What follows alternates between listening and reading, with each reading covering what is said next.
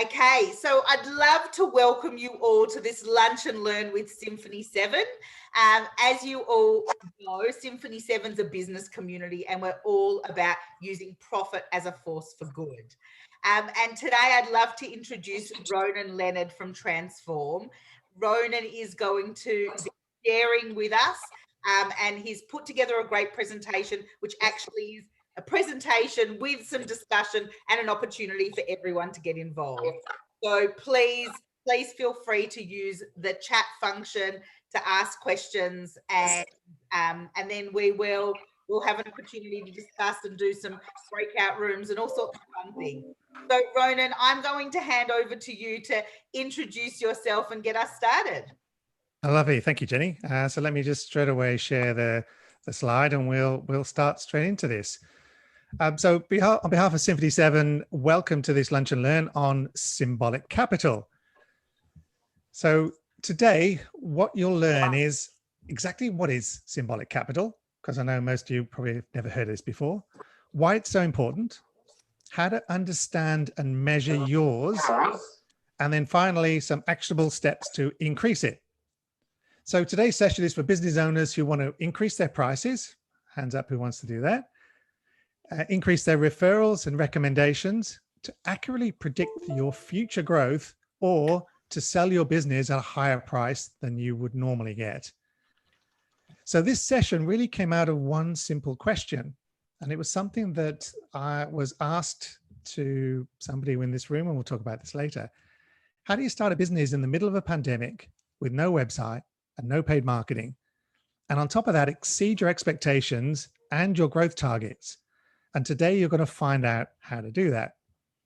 So we want to make this Lunch and Learn as interactive as possible. So I want you to grab a pen and paper, because a little bit later we're going to put you into breakthrough rooms, as we like to call them here in Symphony 7, and to help you to understand and measure your symbolic capital. And also then we'll have time for some group shared learning via Q&A at the end of this, so that we can all learn from each other. So for anybody who doesn't know me, I'm one of the co-founders of a US and Australian consulting company called Trnsform. We help leaders who are struggling to realize their full potential for the company and themselves. We identify the root cause, not the symptoms of their lack of success, and you'll learn more about that today. And we challenge organizations and individuals to improve their systems, beliefs, and cultures, which transforms them to become more innovative, extraordinary, and enable growth. We're also the sponsor of the C-Suite Hub run by Symphony 7, where each member inside provides services to the C-Suite leaders of companies in the mid-cap and market and above. So let's get into this. Did you know that there are two types of capital in the world? There's physical and symbolic capital. So physical capital is the currency you can see, touch, and easily understand. It's things like profit and loss, revenue, financial forecasts, return on investment, money in the bank. These concepts are easy to understand and also, for the most part, very easy to measure, which is why everyone just concentrates on those. But then also there's symbolic capital.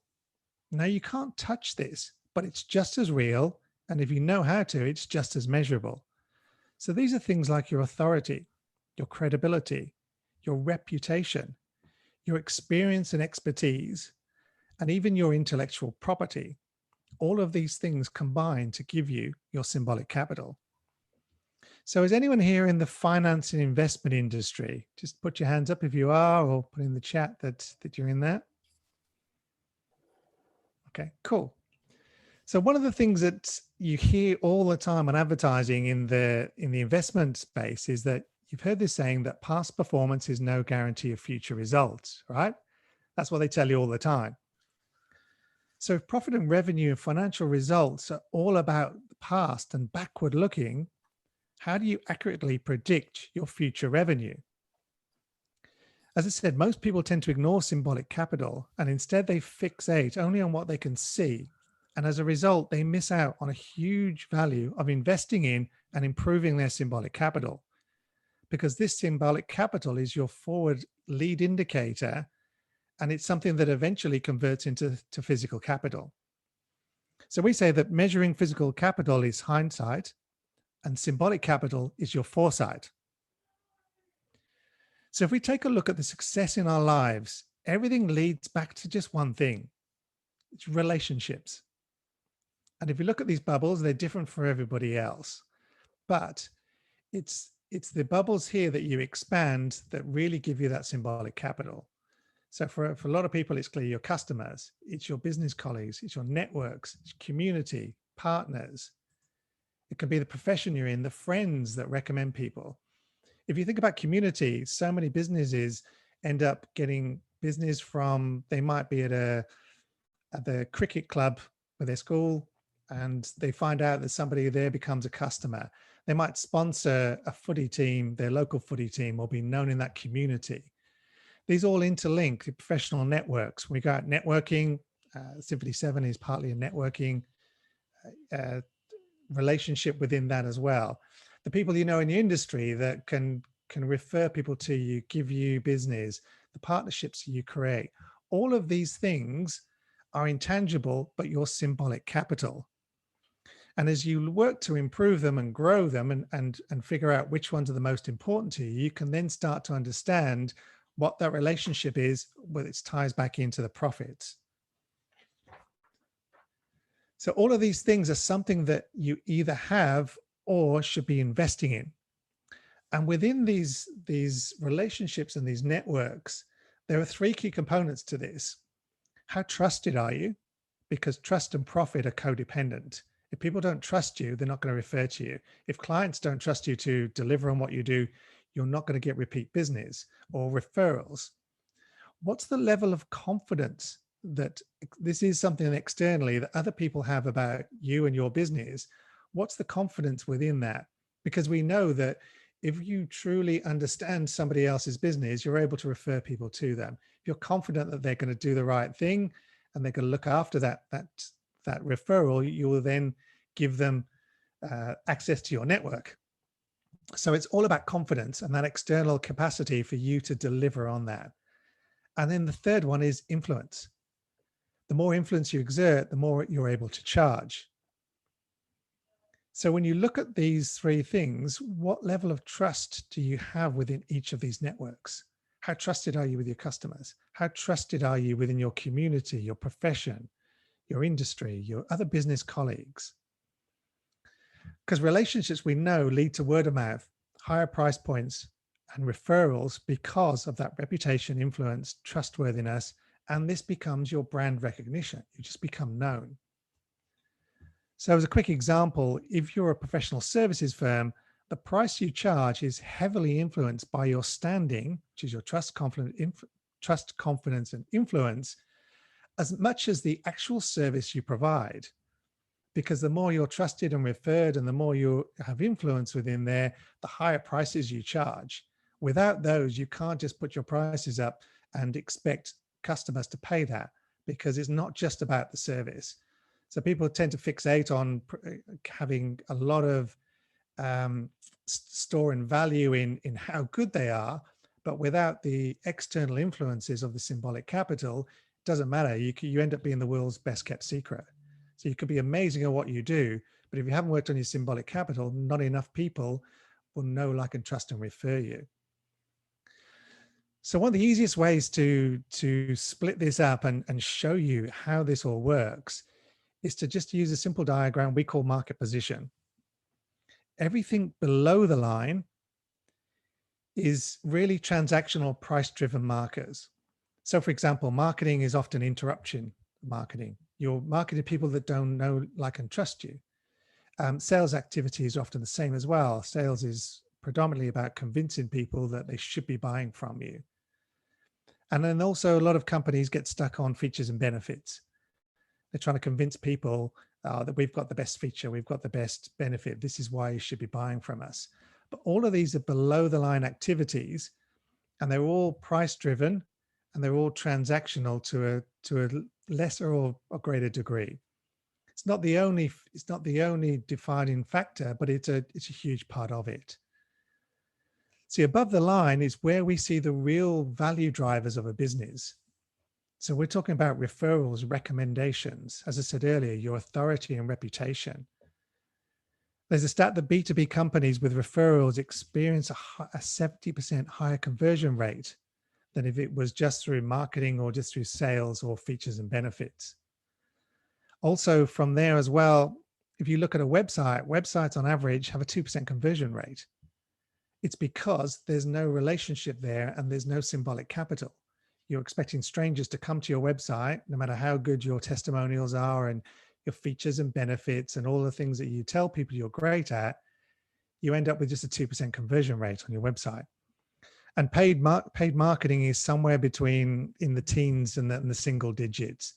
So again, that's nowhere near as high as your symbolic capital, which, as I said, if you get a conversion from someone that's recommended or a referral, or you're known as authority, it's as high as 70%. So if you look above and below the line, it's obvious which is the most valuable. But then that leads me to a point about what gets measured, gets managed.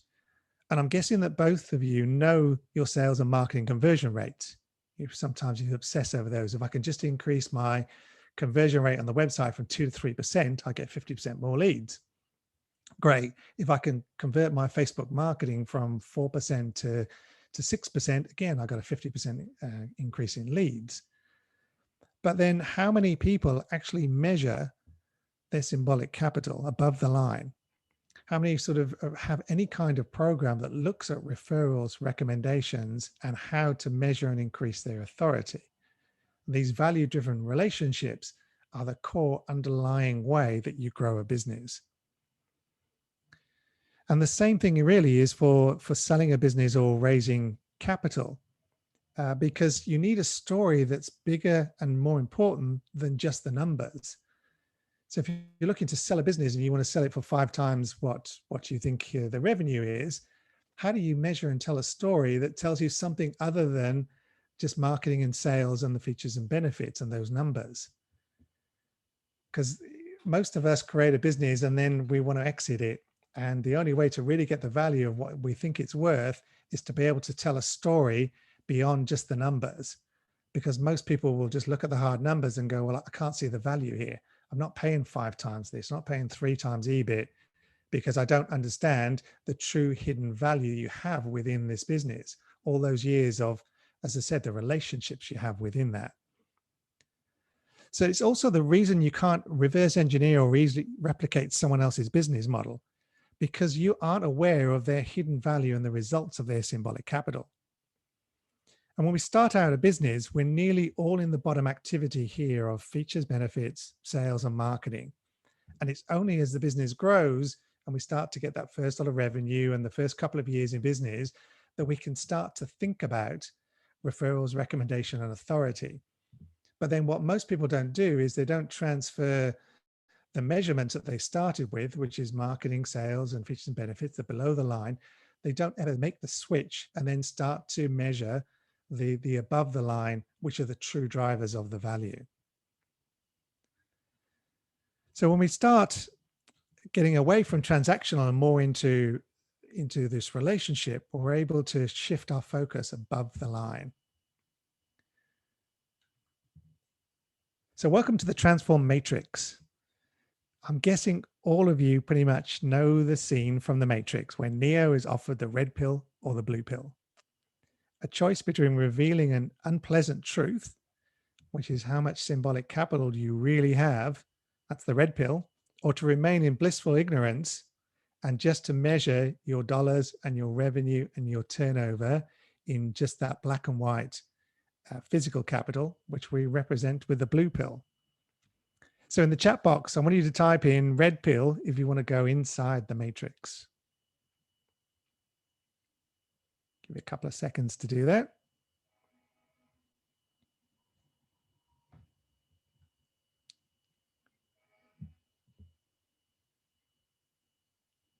Excellent, excellent. All right.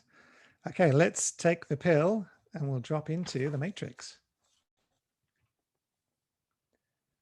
So every single business, in my opinion, should be trying to better understand what their prospects and clients really think about them, because this affects your purchasing decisions, which drives your marketing message.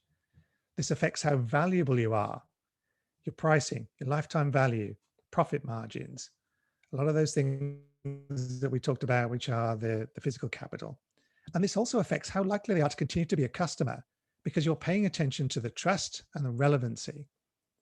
Because these are the first signs that your customers' tastes, which is also your beliefs, might have changed. We all know from the pandemic that every single market's been disrupted. People are thinking differently. They want to understand what's more important to them now, what the value is of their business. People have had to move from in dining to offsite dining. People that used to run in-person events to online ones have to figure out what the market has shifted to now and how valuable and how relevant they are. And again, that's not a measurement that you would put on a single dashboard. Sure, the results will end up in your bottom line, but if you're not capturing the value of people and what they're paying for and how that value is shifted, then again, you're moving away from really what's important to your customers. So to do that, we want to look at the effects of that, of how that all pans out. For example, 4 years ago, the polls in the US election were completely wrong, and the Brexit exit 3 years ago was the same. Why is that?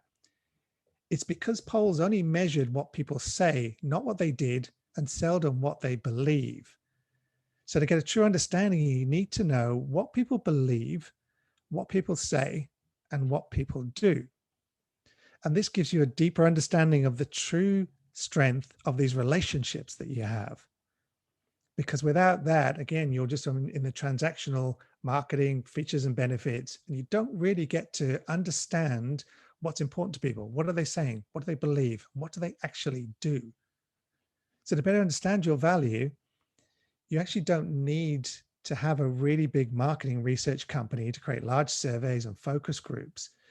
Instead, all you really need to do is get a small sample of people and actually ask them. You've got to have that conversation with them, which again ties into the red pill, the uncomfortable truth. You really need to know that you're providing the value, that you're meeting and exceeding their expectations, and that they really understand what's important, and you understand what's important about your symbolic capital. Why do they buy from you? Why do they like you? What would it take for them to recommend you?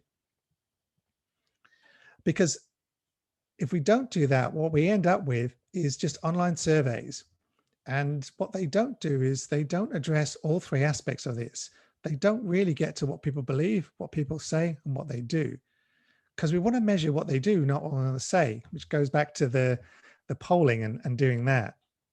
Because this is a far more reliable indicator than a computer-driven response where people have no commitment or investment in the answer. And it's why, as I said, polls are often wrong. Because we pesky humans don't always do what we say, right? We've all been there. So how do you calculate this value within your network of relationships? How do you create a three-dimensional view of the trust and the confidence that people have in you and the influence? What's the reach, depth, and length of each of these? So if we're talking about trust, we're talking about everything from customers, prospects, people in the market, your employees are part of that. How trusted are you within that? How trusted are you within your stakeholders? So every company is different, but there's an expanded view of trust. And trust is very simple as that you are meeting or exceeding someone's expectations.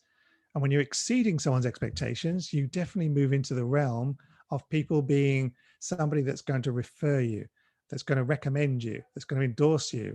And you will also increase, what I talked about earlier, when you do all those things, you're increasing your authority. How confident are people that you can actually measure the value you're providing? And again, this is part of the reason of the red pill. It's uncomfortable to ask people, was it value for money? Most people just run a million miles away from asking their customers that. They don't want to know. It's how many restaurants, even when you send a meal back half eaten, how many of those waiters said, what was wrong? What can I do to improve? They don't want to know. It's easier just to take it away and assume that people were full, not to ask that uncomfortable question. But you really want to know how the level of confidence people have in you to deliver and manage their expectations and the promises that you're making. And then finally, influence. What's the benchmark for your influence? What activities will increase this? So things like thought leadership, speaking and writing, they're all ways to improve your influence in the market. But not everyone's comfortable with doing that. Not everybody wants to be the person out there that is writing, that is speaking, that is seen as a thought leader. It's uncomfortable for a lot of people, especially if you're an introvert. But that doesn't stop you from looking at other ways of influence. Influence is something as simple as networking with other people. It's to getting to know people in your industry, it's collaborating with people. It's finding those other parts of that network we talk about, those relationships, and amplifying those to ensure that you're ticking off the strengths and the things that you're really good at, which might not be thought leadership and writing and all those things you just don't want to do. And then when you can start to do this, and we're going to cover off a small aspect of this at the end, which I said, which is the interactive part, you can arrive at an aggregate score that serves as your initial benchmark, something that you can at least know, okay, this is my starting point. Then how do I increase my influence? How do I increase the confidence that people have in me? How do I increase the trust that I know that I'm delivering and I'm exceeding those expectations? So to do that, I just want to give you a very quick highlight into something that most people seem to think is pretty easy to do, which is a net promoter score. I've often had conversations with people say, oh yeah, we use net promoter score. To me, they're also quite frustrated as well. It's a very poor way of measuring what people are doing, because every single business industry is different. So it's almost impossible to provide a dumbed down version of just one magic simple measurement, which is a percentage of your relationships. Net promoter scores really just tells you that somebody has clicked a button to say how likely they are to recommend you. But we all know that customer loyalty, satisfaction, and what people believe is not about a simple percentage, but it's more about the causes, the consequences, and the correlation between all of those complex individuals, people, and also the complexity of those relationships that you have. So a net promoter score is really an inaccurate way of measuring customer behavior. You don't need to know if a customer says they're going to recommend you. You need to know that and put a measurement behind something that they actually do that can prove that. A system to allow you to ensure that not only have they said it, but they've done that and measure that. Because the reality is when it comes to producing both current and future valuations for profit forecasts, your most productive and valuable asset are normally your intangible customer-oriented things like your brand preference, your customer trust. And these assets really require monitoring and improving if you want to extract the maximum profit from them. So it's not just necessarily, as I said, about the physical assets you have to measure these hidden assets as well. So now it's time to take the red pill even further and to actually begin to look at your networks and relationships and to help you identify and measure and grow your symbolic capital. So Jenny in the background has been furiously looking at putting you into groups to start to think about how you're going to measure your symbolic capital. We're going to put you into a breakthrough room for around about 10 minutes. And what I'm going to get you to do is to start to look at your key relationships and identify your best assets. So I talked earlier about having a pen and paper ready. So if you can grab that, I'll give you a couple of 30 seconds or so to grab that pen and paper to ensure that you do that. Once you've got that, don't worry, I'll bring up the relationships again just to give you that reminder to write them down. Once you've got that pen and paper, I need you to write down 4 columns. On the left, you can look at relationships or networks. The next box is going to be trust.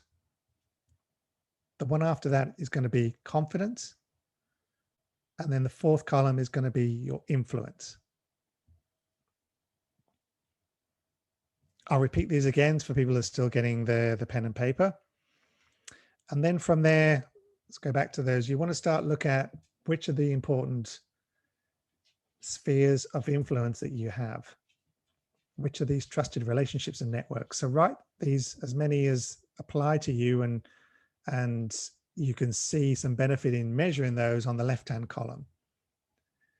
Most people probably start with their customers, but maybe you get as many referrals from partners or business colleagues, or maybe you're your symbolic capital in your industry or profession needs to improve. Maybe you don't network enough, and therefore you don't get enough people that recommend you from within your professional network. So just put those all to the left-hand side. Again, I'll take you back to the piece of paper you're looking. So you're looking for all of those networks and those relationships on the left-hand side. And then the next column is trust, then confidence, and then influence. And you can look to rate those on a scale of 1 to 5. Again, anybody who's missed this, sorry, it's the dog barking. We're looking at, as I said, partners, customers, business colleagues, professional networks. All right, so I'm going to stop sharing and just see how everybody's going with, first of all, the piece of paper. Has everybody got their paper ready to go into the breakout room? Okay, so within the breakout room, what you're looking for is first of all, to quickly write down your own scores, and then ask other people, have this conversation. How did you arrive at this score? What are some suggestions you can do to improve it? What would it look like for your finances if you changed at least just one of these metrics and start to get more referrals from people? Or if you got more people to collaborate with you, whatever that looks like. If you can help someone, maybe your lowest score, how can I improve this one? Now, I know that confidence is going to be one of the hardest things to do. Very hard to subjectively put yourself into somebody's mind and think, how confident are they in my abilities? That's an uncomfortable question. But starting to ask these questions will highlight where the gaps are in your symbolic capital and what's most important to pay attention to and focus on. And then from there, you've got about 10 minutes. So you're going to be in groups of roughly 4. Is that right, Jenny? Yeah, groups of 4. So you've got a couple of minutes each just to sit down with that and just to start to talk about, probably at least you probably only got time for one of your lowest scores or highest scores, or something that you've probably identified even previously that you really want to be able to work on to ensure that the symbolic capital turns through into physical capital. So any questions before we go into this? We've got plenty of time. So does anyone want to unmute themselves? They've got some questions prior to going into the breakout room, just so that you're clear, focused, and understand what we're doing. Anthony. Hi, Ronan. First of all, thanks for everything so far.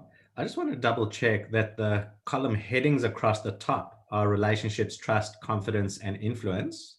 Yes. And then the rows one by one down the left are partners, customers, networks, etc. Yes, all of those. And then you'll rate each one of those. So for example, relationships with, say, partners, you'll say, how trusted are partners on a scale of 1 to 5? How much confidence do partners have in you that they will, that you can deliver on what you say you will, what your website says, what your area of expertise is? And then what's the influence that those partners feel that on a scale of 1 to 5, that they would rate you? Does that make sense? Yeah, thank you. Yeah. Okay. Anybody else got some questions? Yeah, other than making it up, how do you come up with a rating? Again, this is quite subjective for the first part. This will be based on your experience. You would have had feedback with customers, other people. You would get a bit of a sense for this. What you can do is the point is just to get a bit of a baseline and a benchmark. As I said earlier, then you want to go out and interview people and find out what the true number is. Again, that's the red pill. That's the uncomfortable part. Maybe it's a huge mismatch. You're putting 4 and you interview 3 people and you're at a 2 because they just don't understand exactly what you do, and therefore they can't recommend you. Or if you look, they're not confident that if they handed over a client to you, that you would exceed their expectations. So this really is just a very, very simple way at the moment of getting a baseline, and then you can then test that baseline with people that really are able to give you that number. Thank you. Ronan, this might be a question for later, but do you have a specific methodology to getting an honest answer from those that you're asking? Often people are quite conflict avoidant. They don't want to upset people. And so when you ask them a genuine question like that, people can be hesitant to be really brutally honest with you. Yeah, good question. You normally outsource this and get a third party person to do that, because it takes away the fear, it takes away the bias, and also it allows them to truly open up, especially when you tell them that the results won't be shared with people. So if you can create that confidentiality and a framework around that, you can get to the truth. Really what you're looking for is, you're looking for the what isness. So I talked earlier about the gap between looking at we call it this idea that you want to look at the root cause of the problems, not the symptoms. So we all have an attachment and a bias towards what we do. It's part of our identity. And then when you can remove that and look at the what isness, are you really a 4 on this? Are you really a 3?